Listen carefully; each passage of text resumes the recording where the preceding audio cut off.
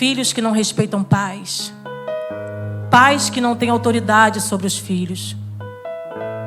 Pais que façam o que eu digo, mas não façam o que eu faço. Eu vivi assim, irmãos. Eu vim de uma família cristã, praticamente toda a minha família. Metade é pentecostal e metade é tradicional. Já tem uma guerra aí, né? Porque os que são pentecostais não concordam com algumas coisas e já tem essa guerra. Mas para mim existia algo muito pior do que isso. Existia a falta de testemunho. E eu vou contar um pouquinho rápido da minha história para vocês entenderem. Porque eu sou fruto de um aborto não sucedido. Eu fui rejeitada desde o ventre. Minha mãe já era cristã, conheceu meu pai, se casaram, né? Minha mãe tinha 19 anos, eu acho, não sei bem. E eles estavam na igreja, né? Estavam ali firmes. E o sonho da minha mãe era ter 2 filhos. Um casal de filhos. Aí minha mãe engravida da minha irmã mais velha. Sonho da vida dela. A minha irmã nasce, a princesa, né? Todos os álbuns, todas as fotos daquele tempo eram da minha irmã. Irmãos, eu não estou falando isso com mágoa não, tá? Já fui curada, graças a Deus. E aí depois da primeira filha, minha mãe tenta o segundo, que era o menino que ela tanto queria. E aí na segunda tentativa vem outra menina, que é a minha irmã do meio.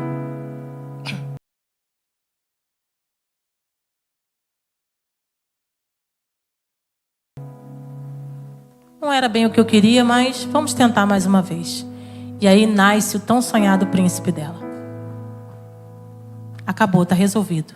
Não preciso mais de filhos. Mas aí o Senhor resolve fazer uma surpresa. E ela se descobre grávida do quarto filho. Ela entrou em desespero. E ela falou, eu não quero, eu não posso, eu não tenho condições. Meu pai era assalariado, ela não trabalhava. Passavam muitas dificuldades. Meu pai tinha acabado de sair de um desemprego. E aquela confusão. A minha mãe tinha perdido a mãe dela, a minha avó. Num atropelamento brutal. A minha mãe estava numa depressão profunda. E minha mãe não me quis. E a rejeição, irmãos, é a pior coisa que pode acontecer na vida de um ser humano. Mesmo no ventre, viu? Porque nós somos seres espirituais que estamos tendo uma experiência carnal. Amém? Nós não somos seres carnais. Estamos tendo uma experiência aqui carnal. Mas somos seres espirituais. Então, quando a criança é gerada, ou ela é aceita ou ela é rejeitada. E quando eu recebi, dentro do ventre da minha mãe, essa rejeição, a minha mãe procurou um médico para fazer aborto. Mas Deus tinha um plano para mim. Eu tinha sido rejeitada pela minha mãe, mas eu tinha sido projetada pelo Senhor. E aí a minha mãe chegou no médico, o médico falou, olha, minha senhora, eu não faço isso aqui, mas eu vou te dar uma clínica muito famosa lá em Botafogo, no Rio. Sou carioca, né? Não sei se vocês já perceberam. Estou recém-chegada aqui em Fortaleza, estou aqui há 1 ano. E a minha mãe pega esse endereço e quando ela chega em casa, ela olha. E com certeza foi o Espírito Santo, né? Que agiu no coração dela e tirou a coragem dela de fazer o que ela estava para fazer. E aí ela resolve me ter. Mas eu vou nascer, continuar sendo rejeitada. Ela cuidava de mim, né? Mas começaram muitos conflitos, porque a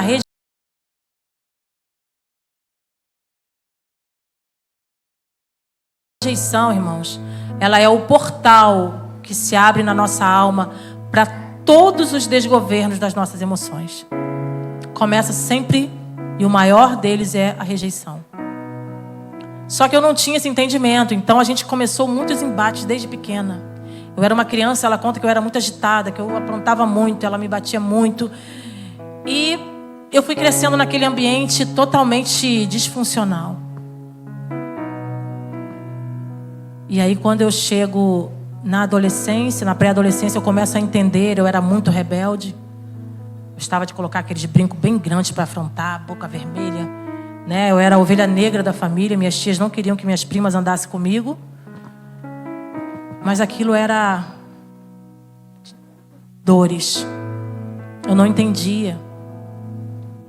Eram as constantes brigas e rejeições, e aquilo foi criando em mim um descontrole, a ponto de eu só me manifestar, só conversar, gritando aos berros, agredindo todo mundo. E eu lembro de, na igreja, eu estar na escola dominical, e o meu primo era o professor da EBD, e eu discutindo com ele, porque eu não concordava com muita coisa que eu via dentro da igreja, principalmente da minha família. E eu comecei a debater com ele, comecei a falar para ele que eu não concordava com algumas coisas que a Bíblia falava a respeito de casamento, porque a nossa família era cheia de crentes que viviam assim, assado. Os tios estavam prostituindo, outros estavam fazendo isso e aquilo, e dando desculpas para a minha rebeldia, né? Porque quando a gente está na desobediência, a gente sempre quer achar uma base para a gente poder se defender. E eu lembro de um dia eu falar assim: eu não concordo com essa história da Bíblia de julgo desigual, que crente só pode casar com crente, que não pode casar com descrente. Eu vejo tanta gente que se dá super bem, que não é crente. Qual o problema nisso? E ali Satanás semeia a grande certeza, né, da desobediência, que geraria, para mim, não era problema nenhum, mas que geraria uma das grandes dores da minha vida. A palavra de Deus, irmãos, ela não é... A gente às vezes vê o Senhor dar muitas instruções aqui, exortações, a gente acha assim. Mas o Senhor, ele é muito rígido, né? Muitas leis, muita coisa, não pode isso, não pode aquilo, eu não posso fazer isso. Para mim, era uma coisa muito punitiva. Até eu entender que tudo que está aqui é protetivo. É proteção para a minha vida, é proteção para a tua vida. E eu cresço com esse entendimento de que, mesmo no desgoverno, mesmo na desobediência, eu poderia desobedecer ao Senhor, conhecendo a palavra, e eu fui. E aos 27 anos, de muitas confusões dentro da minha casa, muita briga, eu já trabalhava, mas a gente vivia em constante conflito, eu e minha mãe, que era o principal problema. Meu pai, eu achava sempre ele muito omisso, porque meu pai trabalhava o dia todo, chegava em casa quase 10 horas da noite. Então, ele era só trabalhar e sustentar a casa. Então havia mágoas no meu coração. Meu pai vê minha mãe fazendo tanta coisa e ele não toma as rédeas. Minha mãe dominava a casa, minha mãe era insubmissa, minha mãe isso, minha mãe aquilo. E aquilo me causava muitas dores e muita revolta. E aí, para fugir de um abismo, eu entrei em outro abismo. Com certeza tem muitas mulheres aqui que, para sair de um abismo de conflito nos lares, entraram em outro abismo. E assim eu fiz. Eu casei com um homem descrente. Era bom, era trabalhador, era uma pessoa de família, era meu vizinho de loja. A gente se conheceu, E aí eu estava naquela confusão com a minha mãe. Eu falei: quer saber de uma coisa? Eu vou casar, vou resolver minha vida. Porque aí eu casando, eu resolvo todos os problemas.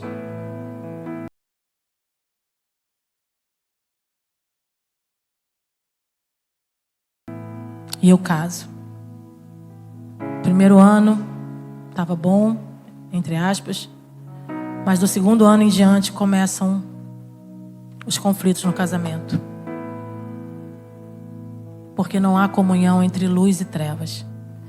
E aí, quando eu entro no casamento, eu resolvo voltar a obedecer ao Senhor. Porque agora eu ia formar uma família. Então agora eu preciso voltar a obedecer ao Senhor.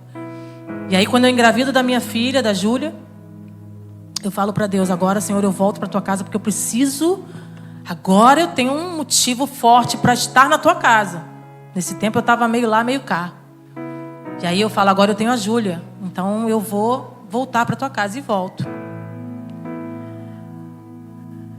E aí começa as grandes aflições a segunda parte das aflições. Abusos, brigas, desrespeito. E nesse tempo eu já estava de volta à casa do Senhor. E aí eu começo a questionar a Deus: Senhor, quanto que o Senhor vai fazer a transformação, né? Porque agora muda. Agora já não há mais aquele entendimento de qual o problema de casar, né? Em julgo desigual. Porque agora a chapa estava quente. E aí o Senhor fala para mim: agora você entrou no problema, você vai resolver o seu problema e eu só vou te livrar da morte. Mas o resto você vai passar tudo que você precisa passar. Porque quando a gente não obedece por amor, a gente é obrigado a obedecer na dor. E aí eu vivo 18 anos de um casamento conflituoso, em que só um lado serve a Jesus. O outro simpatiza, mas não quer Jesus. E aí a minha casa é tomada pela dor. Meus filhos crescem, porque eu fazia questão de levar sozinha os 3, né? Eu tive um, depois tive o Vinícius, depois tive a Giovana.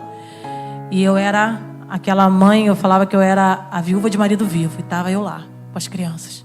Não abria mão, porque eu sabia que era a única coisa que salvava a minha vida, era estar na casa do Senhor. Era estar adorando a Ele. Quanta coisa eu poderia ter evitado se eu tivesse obedecido. Quanta coisa você poderia ter evitado e ainda pode evitar se você resolver obedecer. E aí, desses 18 anos casados, os últimos 5 foram os piores. Agressões verbais, agressões até físicas. Até que um dia, ele estava cortando uma carne num churrasco que a gente fazia em casa. E numa discussão, ele levantou a faca para mim. E eu falei: Senhor, não dá mais. A minha casa era a síntese, a imagem do desgoverno. Eu buscando de um lado, Satanás sapateando de outro. As crianças já ficavam agitadas quando ele chegava, era uma confusão. Os cachorros, até os cachorros de casa ficavam agitados. Era uma coisa assim, totalmente espiritual. Mas o Senhor me deixou ali, irmãos. E nesse tempo eu já estava ali orando, clamando, fazendo campanhas pela conversão dele, pedindo a Deus que tivesse misericórdia. E traições, houve traição, eu sofri muito, entrei numa depressão profunda. Teve dias que eu achei que eu ia enlouquecer. Eu senti o chão abrir, eu senti o meu peito rasgar quando eu descobri a traição. E aí eu entendi quanta coisa eu poderia ter evitado se tão somente eu tivesse escolhido obedecer ao Senhor. Mas agora eu já estava ali. Eu não podia sair de qualquer jeito, porque agora eu temo ao Senhor. Como que eu ouso sair de qualquer jeito? Eu já tinha até as prerrogativas bíblicas, eu já tinha sido traída, abandonada. Todas as prerrogativas, mas eu perdoei. Eu cheguei aí na casa da amante, orar por ela. Só o Senhor faz isso, né? Eu fui lá resgatá-lo, porque o Senhor deu ordem para que eu trouxesse de volta. E depois desse tempo, mais 10 anos eu tentei resgatar dos 18. Isso foi do 7º para o 8º ano. E aí nos últimos 5 anos, o meu semblante estava descaído de tanta dor. Eu não aguentava mais aquilo. Mas eu não queria ousar sair daquela situação sem que o Senhor me autorizasse. Até que um dia, depois de uma briga muito feia, eu fui para uma conferência, eu fui trabalhar já era liderança, né? Na igreja, eu fui trabalhar numa imersão de libertação da nossa igreja. E aí eu falei para ele: a última chance que eu estou dando para você consertar a tua vida com Deus. Já tinham sido levantados profetas. Tinha entrado um profeta uma vez eu tinha um estabelecimento comercial. Ele estava com a perna quebrada por uma briga que ele arrumou na rua. Quando o profeta entrou sem conhecê-lo, falou: olha, O Senhor manda te dizer que é a última chance que Ele está te dando, porque o Senhor vai liberar esta mulher. Você só está de pé porque essa mulher é uma mulher de oração. Mas o Senhor te chama para um conserto, e se você não se consertar com Ele, Ele vai liberar esta mulher. Passaram-se alguns meses, e aí teve mais uma briga, mais um descontrole, agressão física. E aí eu recebo uma palavra de uma profetisa, que era minha aluna de escola dominical, aluna de EBD. Ela me liga e fala assim: irmã, eu estava tentando te ligar há 3 dias e não conseguia. Eu não sei por que eu não estava conseguindo, mas hoje, graças a Deus, eu consegui. Eu falei, porque o dia era hoje. Todos esses anos de oração é hoje, porque hoje eu preciso de uma palavra. E ela falou: olha, eu não sei por quê, mas o Senhor manda te dizer. E me entregou um texto de Isaías 54. Aqui no início, né? Eu até chorei, as lágrimas desceram quando eu ouvi, porque essa palavra foi a senha que o Senhor me entregou para me libertar daquela situação. Irmãs, eu não estou aqui fazendo apologia a divórcio, sou totalmente contra. Mas a situação que se encontrava ali, o Senhor literalmente queria que eu escapasse pela minha vida, porque a coisa já estava de tal forma, já estava chegando num ponto que já estava, se eu desse um ai, com certeza, já havia tido agressões com outras pessoas da minha família, inclusive um cunhado meu já tinha ido de ambulância porque bateu, ele empurrou, e o que o Espírito Santo falava é que ia acontecer uma tragédia. Um dia meus filhos entraram na frente, ele veio e me bateu. Meus filhos pediram para o pai: pelo amor de Deus, não bate na minha mãe, não bate. E aí foi nesse dia que o Senhor falou comigo. E foi a primeira vez que eu ouvi o Senhor audivelmente. Foi uma experiência tremenda. De madrugada, o Senhor falou comigo 2 vezes, que me autorizava. Na primeira vez eu falei: será que é? Ou será que é? Eu ouvi mesmo, é coisa da minha cabeça. E aí quando eu comecei a chorar, comecei a orar, a mesma voz veio e falou que estava me liberando. E dali eu saio daquela situação. Passei 2 anos muito difíceis. E aí o Senhor resgatou a minha vida. O Senhor fez uma nova história. Conheci um pastor viúvo, que é uma bênção na minha vida. Estamos casados há 8 anos. Ele deu paternidade para os meus filhos. Ele tem dado direção para os meus filhos. Me trata como uma rainha. E é tão tremendo, irmãos. Eu estou falando algo para inspirar vocês nessa noite. Porque quando a gente resolve entregar o governo da nossa vida ao Senhor, é muito tremendo o que Ele faz. Só um Deus que ama, só um Deus que se importa conosco, com as nossas dores, só Ele pode fazer o milagre na nossa vida.